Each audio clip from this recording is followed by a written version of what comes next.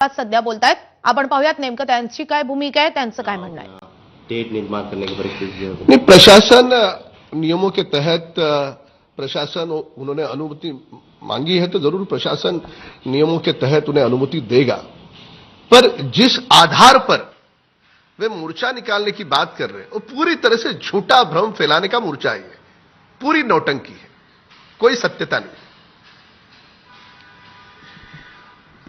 मोर्चा जिस बात के लिए उसका एक एक बिंदु बताया, जो जो पॉइंट उन्होंने बताया किस प्रकार से झूठ है हमने बता दिया पूरे देश को। उद्धव ठाकरे पार्टी के नेता संजय राउत जो है वो श्रीमान संजय राउत जी का स्वास्थ्य खराब है, इस प्रकार की खबर सामने आई, उन्होंने स्वयं लिखा। आदरणीय प्रधानमंत्री जी ने भी उनकी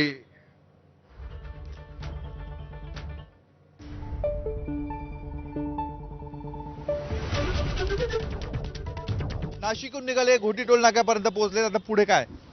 आता आम्ही ठिकठिकाणी जे आमचे कार्यकर्ते त्यांना भेटत आणि मोर्चाला आम्ही 1 वाजेपर्यंत पोहोचणार आहोत। हा मोर्चा सर्व महाराष्ट्र निर्माण सेना महाविकास आघाडीचे कार्यकर्ते ठिकठिकाणून निघत आहेत। आत्ताच उभाटाच्या पण गाड्या गेल्या, मागून येत आहेत काही कार्यकर्ते। आता मी फोनवरून बोललो, बरेच कार्यकर्ते आता भिवंडीपर्यंत काही पोहोचले, काही तिथे पोहोचलेले, अशा पद्धतीने टप्प्याटप्प्याने कार्यकर्ते निघत आहेत। एकूण नाशिकमधनं किती कार्यकर्ते मुंबईच्या मोर्चामध्ये जात आहेत?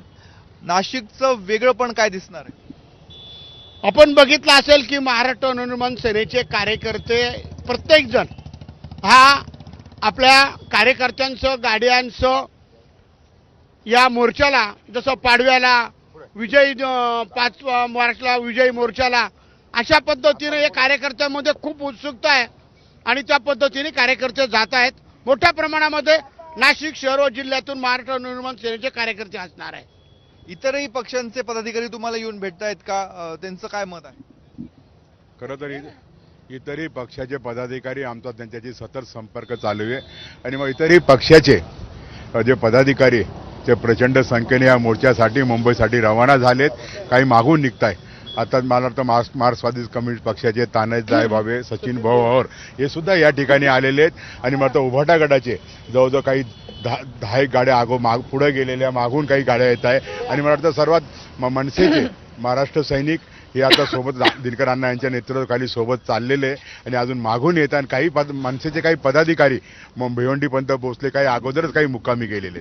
हे मनसेचे सर्व पदाधिकारी आहेत, त्यांना आता मार्क्सवादी कम्युनिस्ट पक्षाचे पदाधिकारी देखील येऊन इथे मिळालेले आहेत आणि इथूनच पुढे त्यांचा एकत्रित प्रवास सुरू होणार आहे।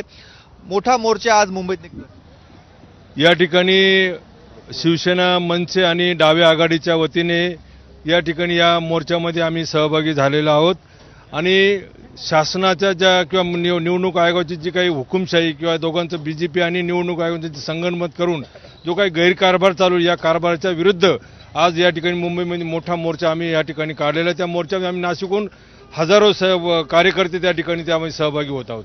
आपण बघतो एका बाजूला मनसेचे पदाधिकारी आहेत, दुसऱ्या बाजूला डाव्या आघाडीचे पदाधिकारी कार्यकर्ते जमा व्हायला लागलेले आहेत। लाल झेंडे देखील आजच्या मोर्चामध्ये दिसणार आहे, त्यामुळे सर्व पक्षीय विरोधकांची ताकद आजच्या मोर्चाच्या माध्यमातून सत्ताधाऱ्यांना दाखवण्याचा प्रयत्न विरोधी पक्षांच्या माध्यमातून केला जाणार आहे। कॅमेरामॅन किरण कडारेसह मुकुल कुलकर्णी, एबीपी माझा, घोटी टोल नाका। तर निवडणूक आयोगावर राजकीय पक्षांचा विश्वासच उरलेला नाहीये।